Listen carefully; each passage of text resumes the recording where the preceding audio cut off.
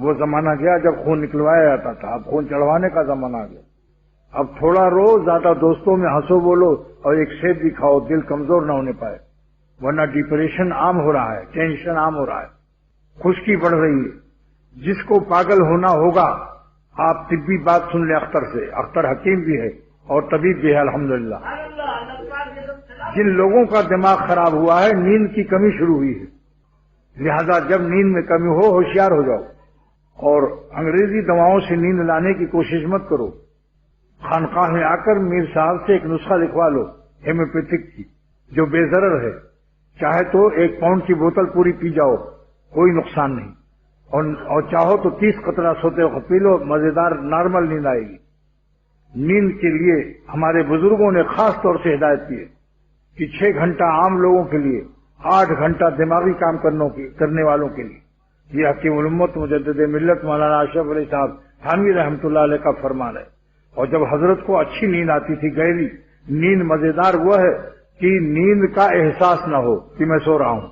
اگر سونے والے کو یہ احساس ہے کہ میں سو رہا ہوں تو نیند کہاں؟ یہ تو اندر سے چالاک ہے، اوپر سے آنکھ بند کیے ہوئے۔ نیند وہ ہے جو آپ کو بالکل ہوش اڑا دے، ایسی فانی وہ شخص ہے۔ کہتے ہیں ہم کتنا مٹ جائیں، اس کا 2 جواب ہے۔ اتنا اللہ کے راستے میں اپنے کو مٹاؤ کہ اللہ تعالیٰ خوش ہو جائے۔ نمبر 2، نفس کی بری خواہشات کو مٹا دو اور خون آرزو کر لو۔ نمبر 3، اتنا مٹاؤ کہ شریعت آپ کا مزاج ثانی بن جائے، عادت ثانیہ، طبیعت ثانیہ بن جائے، کہ بغیر اللہ کی عبادت کی نیند ہی نہ آئے، اور بغیر گناہ چھوڑے ہوئے نیند ہی نہ آئے۔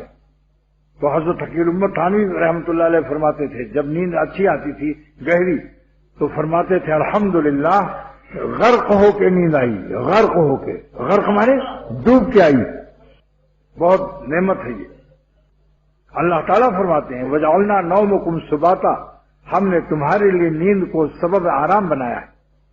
اسی لیے میں بحیثیت طبیب کی کہتا ہوں کہ جب نیند میں کمی ہونے لگے فوراً اس کا فکر کرو، ورنہ انجن بھست ہو جائے گا اور صحت خراب ہو جائے گی، خشکی بڑھ جائے گی، مزاج غیر معتدل ہو جائے گا، اور فول منہ سے نکلنے لگے گا۔